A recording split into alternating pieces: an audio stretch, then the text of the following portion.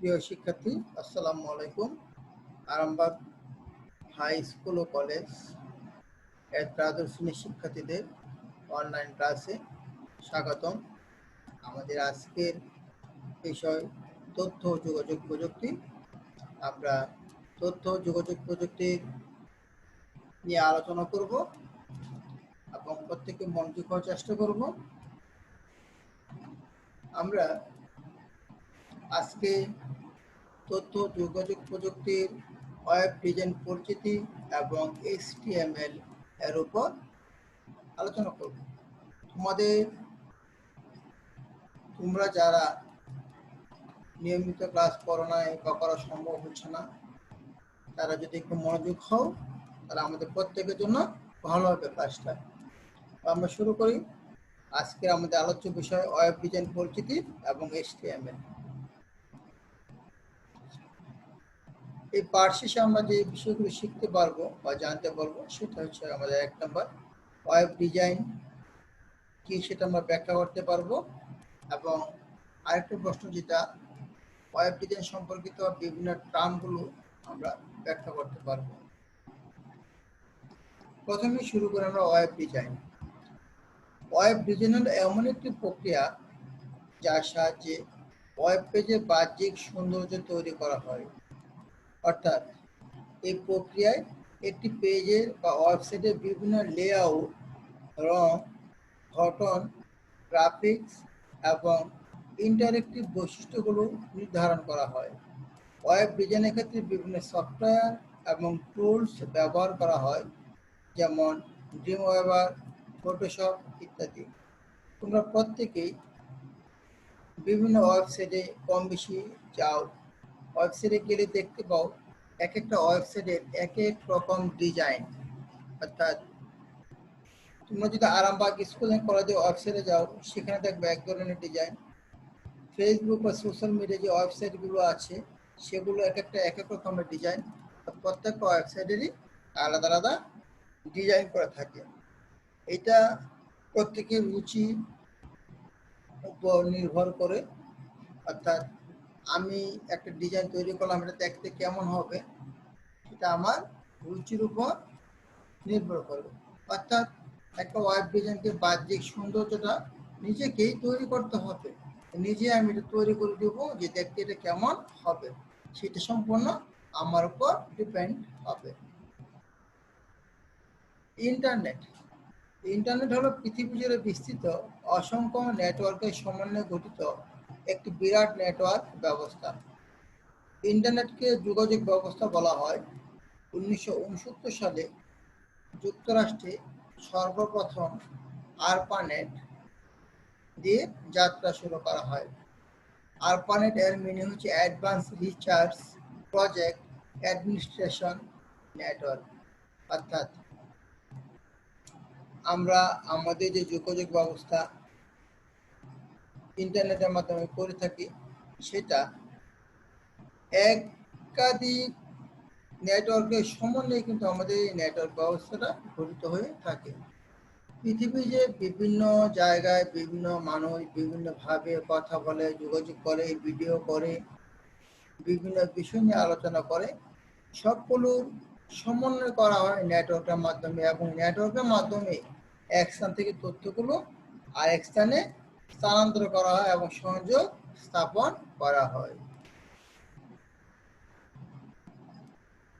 আমরা পর্যায়ক্রমে HTML এর কিছু অংশ আছে, সেগুলো নিয়ে আমরা আলোচনা করতেছি। আস্তে আস্তে আমরা পুরো বিষয়টা আলোচনা করব। এরপর আমরা আসি ওয়েবে। ওয়েবটা কি? ইন্টারনেট ব্যবহার করে ওয়েবসাইট থেকে তথ্য নেওয়ার প্রক্রিয়াকে বলা হয় ওয়েব।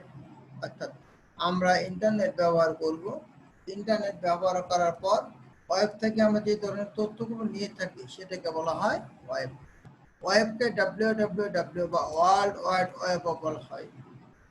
এখন আমরা এখান থেকে অনেকে স্বাভাবিকভাবে প্রশ্ন আসতে পারে, আমরা ইন্টারনেট থেকে কি ধরনের তথ্য নিই? অর্থাৎ আমরা আমাদের নিত্য প্রয়োজনীয় যত ধরনের ডকুমেন্টসের প্রয়োজন, যত ধরনের শেয়ারিং প্রয়োজন, সব ধরনের তথ্য কিন্তু আমরা ওয়েব থেকে নিয়ে থাকি। সব ধরনের তথ্য আমরা ওয়েব থেকে নিয়ে থাকি। আমরা এখানে যে বলা আমরা যে তথ্যগুলো নিচ্ছি কোন ধরনের তথ্যগুলো নিচ্ছি, আমরা আমাদের প্রয়োজনীয় যত ধরনের ডকুমেন্ট আছে সব ধরনের ডকুমেন্টের তথ্য আমরা ওয়েব থেকে নিতে পারি। প্রথমত HTML। HTML-টা কি? এটা হচ্ছে হাইপার টেক্সট মার্কআপ ল্যাঙ্গুয়েজ, যা দ্বারা ওয়েব পেজ তৈরি করা হয়। অর্থাৎ ওয়েব পেজ তৈরি করতে হলে আমাকে HTML এটা জানতে হবে। HTML থেকে আমাদের এটা হচ্ছে আমাদের হাইপার টেক্সট মার্কআপ ল্যাঙ্গুয়েজ, অর্থাৎ এটা দ্বারা আমি ওয়েব পেজ তৈরি করতে পারি। দ্বিতীয়ত HTTP। HTTP-টা কি? HTTP হচ্ছে আমাদের হাইপার টেক্সট ট্রান্সফার প্রোটোকল।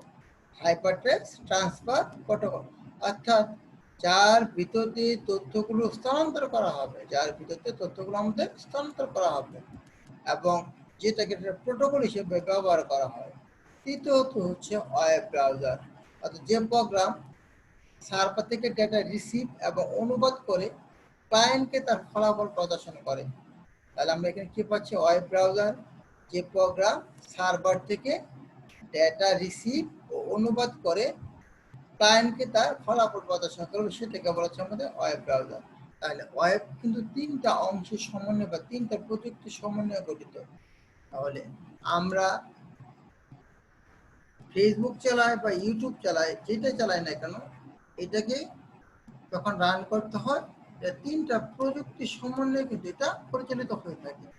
এক নম্বর আমরা যেটা বলতেছি হাইপারটেক্সট মার্কআপ ল্যাঙ্গুয়েজ, এই প্রোগ্রামটা লিখতে হয়, এই ল্যাঙ্গুয়েজ ভাষায় লিখতে হবে আমাদের।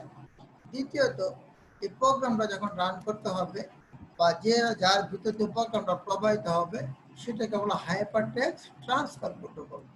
এবং তৃতীয়ত যার সহায়তায় প্রোগ্রামটা রান করা হবে, অর্থাৎ যে প্রোগ্রাম সার্ভার থেকে ডেটা রিসিভ ও অনুবাদ করে ক্লায়েন্টকে তার ফলাফল প্রদর্শন করবে, সেটাকে বলা হচ্ছে ওয়েব ব্রাউজার।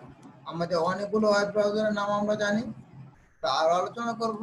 যেমন মোজিলা ওয়েব ব্রাউজার আছে, ক্রোম ব্রাউজার আছে, ইন্টারনেট এক্সপ্লোরার, আরো বিভিন্ন নামে অনেক ওয়েব ব্রাউজার আছে।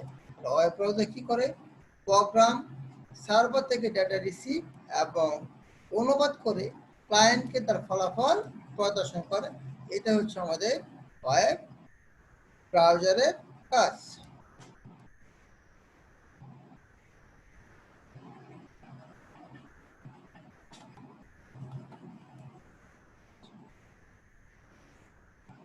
ওয়েব পেজটা কি? ওয়েব পেজ হলো এক ধরনের ওয়েব বা ইলেকট্রনিক ডকুমেন্ট, যা সাধারণত HTML অর্থাৎ হাইপারটেক্সট মার্কআপ ল্যাঙ্গুয়েজ লেখা হয়ে থাকে। আমরা আগেই বলেছিলাম ওয়েব পেজ হলো এক ধরনের ওয়েব বা ইলেকট্রনিক ডকুমেন্ট, যা সাধারণত HTML ভাষায় লেখা হয়।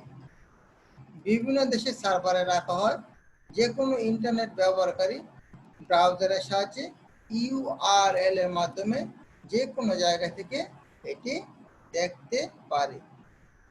একটি ওয়েব পেজে text, image, file, audio, video এবং অ্যানিমেশন ইত্যাদি থাকতে পারে। তাহলে আমরা ওয়েব পেজটা কি?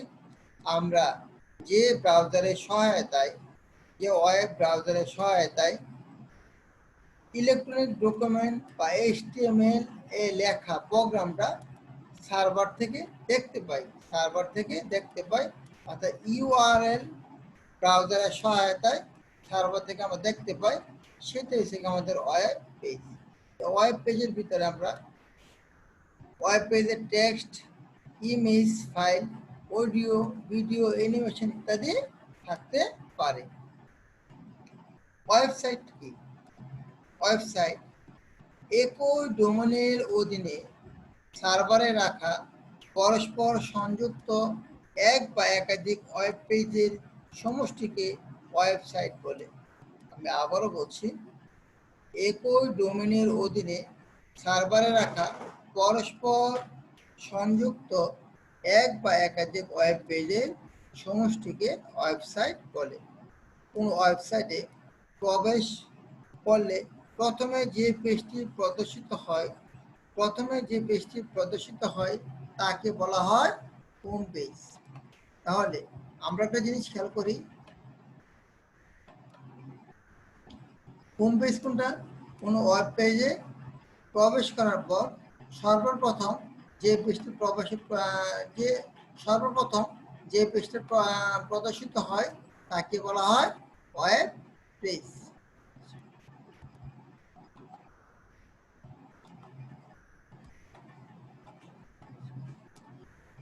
এখন আমরা আসি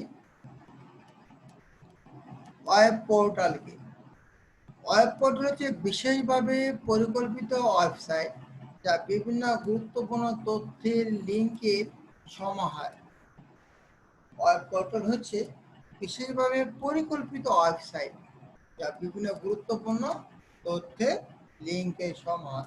যেমন bangladesh.gov.bd হচ্ছে একটি ওয়েব পোর্টাল, যেখানে আমরা এই ওয়েবসাইটে ঢুকে বাংলাদেশের যে কোনো গুরুত্বপূর্ণ মন্ত্রণালয়ের তথ্য সম্বলিত ওয়েবসাইটের লিঙ্কে এটা আমাদের দেওয়া থাকে। অর্থাৎ পোর্টালে রেখে যত ধরনের গুরুত্বপূর্ণ ওয়েবসাইটগুলো আছে সবগুলো ওয়েবসাইটের লিঙ্ক এই পোর্টালে দেওয়া থাকে। আমরা এই পোর্টালে ঢুকে এখান থেকে এই লিঙ্কগুলোর সহায়তায় প্রয়োজনীয় গুরুত্বপূর্ণ সাইটে প্রবেশ করতে পারবো। প্রয়োজনীয় গুরুত্বপূর্ণ সাইটগুলোতে আমরা কি করতে পারবো? এখান থেকে প্রবেশ করতে পারবো।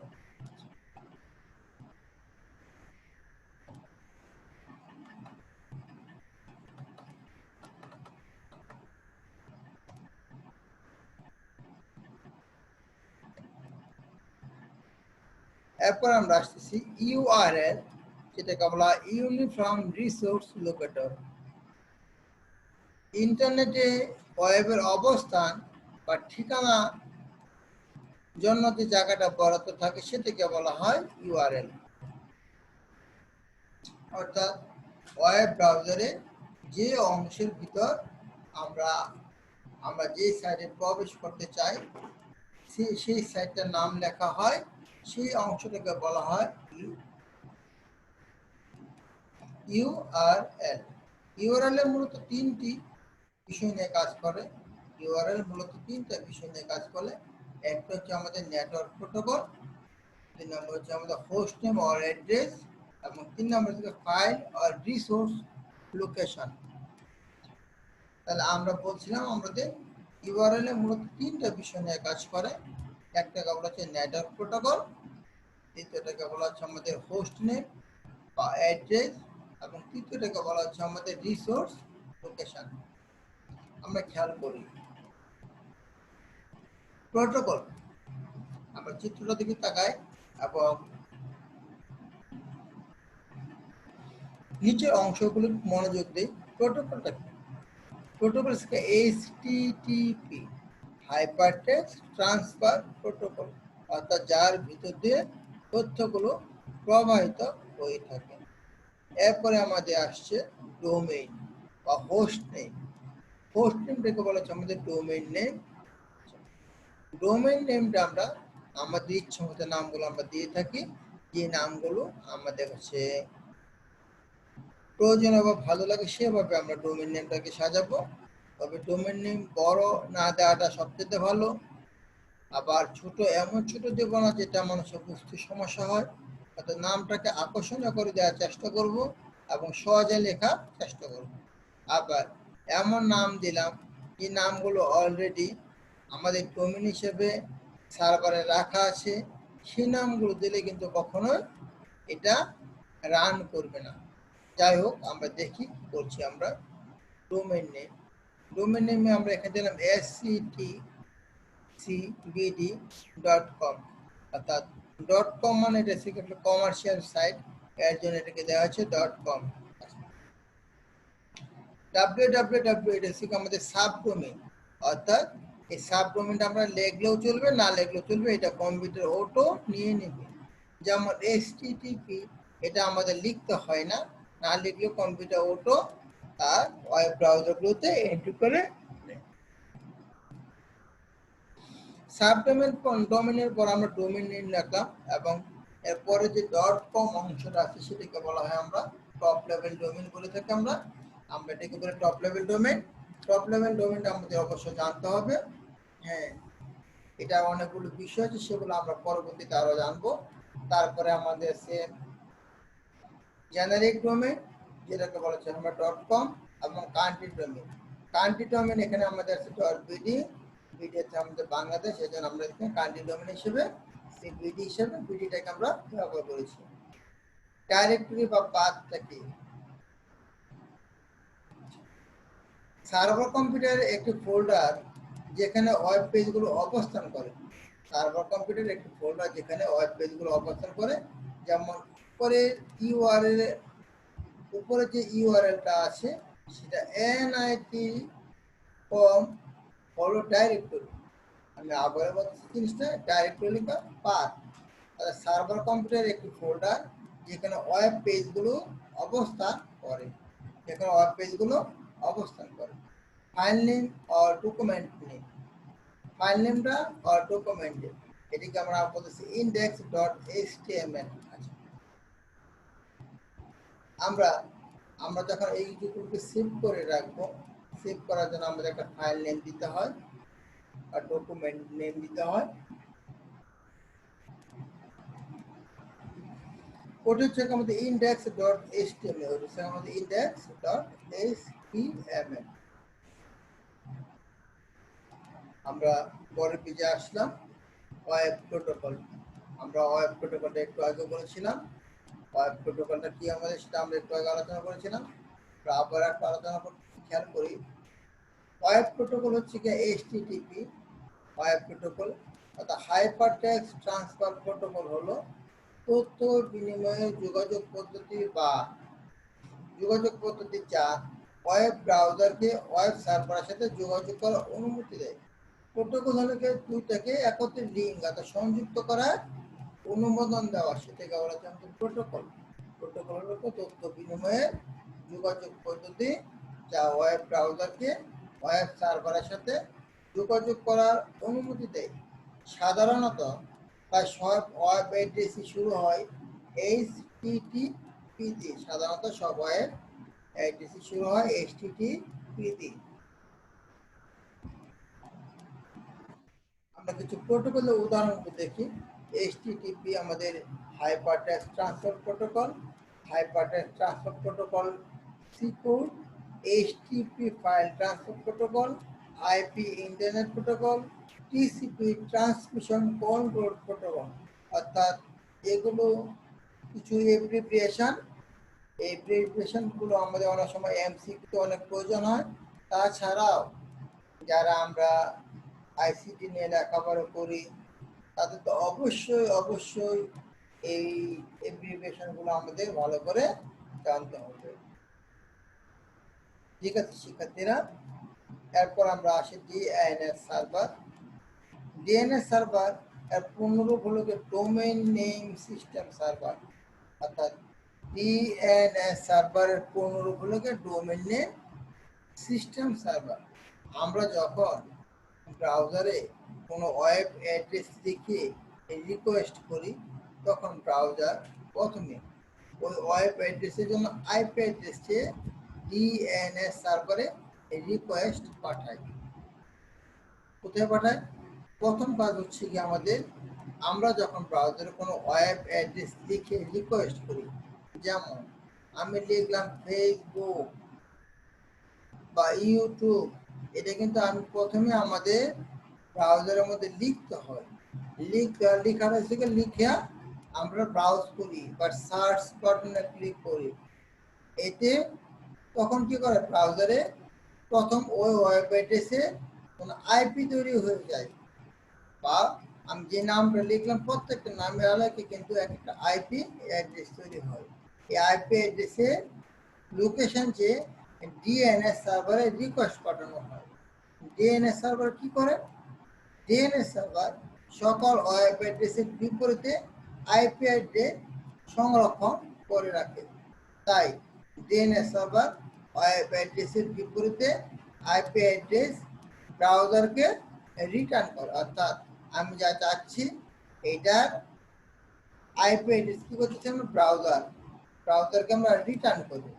রিটার্ন করার ফলে কি হয়, ব্রাউজার ওই IP অ্যাড্রেসে সহায়তায় ওয়েব সার্ভারে ওয়েবসাইটের জন্য রিকোয়েস্ট পাঠায় এবং ওয়েবসাইটে সেক্ষেত্রে কি হয়, প্রদর্শিত হয়। এটা কিন্তু আমাদের মূলত ডিএনএস সার্ভারের কাজ। ওয়েব সার্ভারটি যে কম্পিউটারে ওয়েব পেজগুলো সংরক্ষিত থাকে, যে কম্পিউটারে ওয়েব পেজগুলো সংরক্ষিত থাকে তাই ওয়েব সার্ভার কম্পিউটারে প্রয়োজনীয় সফটওয়্যার ও নেটওয়ার্কিং সুবিধা, যার সাহায্যে ইন্টারনেট ব্যবহারকারীকে তাদের চাহিদা অনুসারে ওয়েব সার্ভিস প্রদান করা হয়। অর্থাৎ ওয়েব সার্ভার লাগে যে কম্পিউটারে ওয়েব পেজগুলো সংরক্ষিত থাকে তাকে বলা হয় ওয়েব সার্ভার।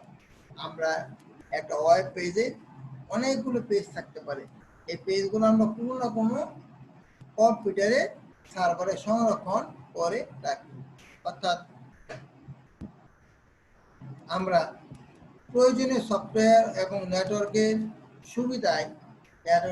সুবিধার জন্য যে কম্পিউটারে আমরা আমাদের পেজগুলো সংরক্ষণ করে রাখি তাকে বলা হয় আমাদের ওয়েব সার্ভার। তাহলে আমরা এখান থেকে পাচ্ছি যে কম্পিউটারে ওয়েব পেজগুলো সংরক্ষিত থাকে তাই ওয়েব সার্ভার কম্পিউটারে রয়েছে প্রয়োজনীয় সফটওয়্যার ও নেটওয়ার্কের সুবিধা, যার সাহায্যে ইন্টারনেট ব্যবহারকারীকে তাদের চাহিদা অনুসারে ওয়েব সার্ভিস প্রদান করা সম্ভব হয়। ওয়েব পুষ্টি। ওয়েব পেজ তৈরির পর পেজ সংক্রান্ত সকল তথ্য ও ইনফরমেশন ডোমেইন নাম বা ইউনিক নামের মাধ্যমে জমা রাখার প্রক্রিয়াকে বলা হয় ওয়েব পুষ্টি। আর ওয়েব পুষ্টি নাকি ওয়েব পেজ তৈরি করে, একটা ওয়েব পেজ তৈরির পর পেজ সংক্রান্ত সকল তথ্য ও ইনফরমেশন ডোমেইন হোস্টিং করার ইনফরমেশন ডোমেইন নাম বা ইউনিক নামে মাধ্যমে জমা রাখার প্রক্রিয়াকে বলা হয় ওয়েব হোস্টিং। অর্থাৎ যেখানে আমরা সকল প্রকার তথ্যগুলো সংরক্ষণ করে রাখি সেটাকে বলা হয় ওয়েব হোস্টিং। আর যে সার্ভার কম্পিউটারটি ওয়েবসাইটটিকে হোস্টিং করার দায়িত্ব নেয় তাকে বলা হয় হোস্টিং সার্ভার। অর্থাৎ যে সার্ভার কম্পিউটারটি ওয়েবসাইটটি হোস্টিং করার দায়িত্ব নেয় তাকে বলা হয় হোস্টিং সার্ভার বা হোস্টিং কম্পিউটার। পরবর্তীতে আমরা আসি হোম পেজ। পরস্পর সম্পর্কিত কতগুলো ওয়েব পেজের সমন্বয়ে একটি ওয়েবসাইট গঠিত হয়। আমি আবারও বলছি, পরস্পর সম্পর্কযুক্ত কতগুলো ওয়েব পেজের সমন্বয়ে একটি ওয়েবসাইট গঠিত হয়। ব্রাউজারের মাধ্যমে কোনো প্রতিষ্ঠান বা কোনো ব্যক্তি ওয়েবসাইট ওপেন করলে যে পেজটি প্রথম প্রদর্শিত হয় তাকে সে ওয়েবসাইটের হোম পেজ বলে। আইপি অ্যাড্রেসটা কি একটু খেয়াল করি। আইপি অ্যাড্রেস বা ইন্টারনেট প্রোটোকল অ্যাড্রেস ইন্টারনেট বা নেটওয়ার্কে যুক্ত প্রতিটি কম্পিউটার বা যন্ত্রে বা ওয়েবসাইটে একটি অদ্বিতীয় অ্যাড্রেস বা ঠিকানা থাকে। এই অদ্বিতীয় অ্যাড্রেসকে বলা হয় আইপি অ্যাড্রেস। আমি আবারও বলতেছি,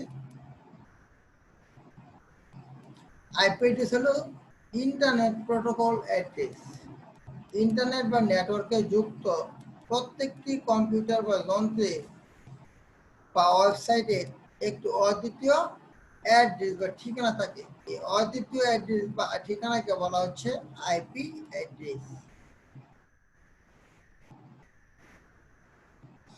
আইপি অ্যাড্রেস মূলত দুই প্রকার, একটা IPv4 এবং IPv6। IPv4 এবং আরেকটা IPv6। IPv4 হলো ইন্টারনেট প্রোটোকল ভার্সন 4।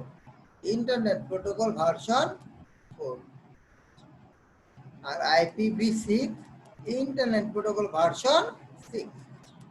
আমরা 4 নিয়ে কথা বলি। বর্তমানে IPv4 বহুল ব্যবহৃত আইপি অ্যাড্রেস। IPv4 এর প্রতিটি আইপি অ্যাড্রেসকে প্রকাশের জন্য মোট 4টি অক্টেল অর্থাৎ 8 বিট বাইনারি, মোট 4টি অক্টেল, মোট অক্টেল সহ এক একটার জন্য 4 বিট যদি বাইনারি হয় তাহলে 8 বিটে 4 এটা 32 বিটের প্রয়োজন হয়। অর্থাৎ মোট 4টি অক্টেল, অক্টেটের জন্য আমাদের মোট 32টি বিটের প্রয়োজন হয়। প্রতিটি অক্টেট বা ডট দ্বারা পৃথক করা হয়, প্রতিটি অক্টেট ডট দ্বারা পৃথক করা হয়। IPv4 দ্বারা মোট 2^32 সংখ্যক অদ্বিতীয় অ্যাড্রেস তৈরি করা যায়। IPv4 এর অ্যাড্রেসে সাধারণত ডেসিমেল ফরম্যাটে লেখা হয়। এটা আমরা ডেসিমেল ফরম্যাটে লেখা হয়। প্রতিটি ভাগের ডেসিমেল সংখ্যাটি 0 থেকে 255 এর মধ্যে যে কোনো একটি সংখ্যা হয়ে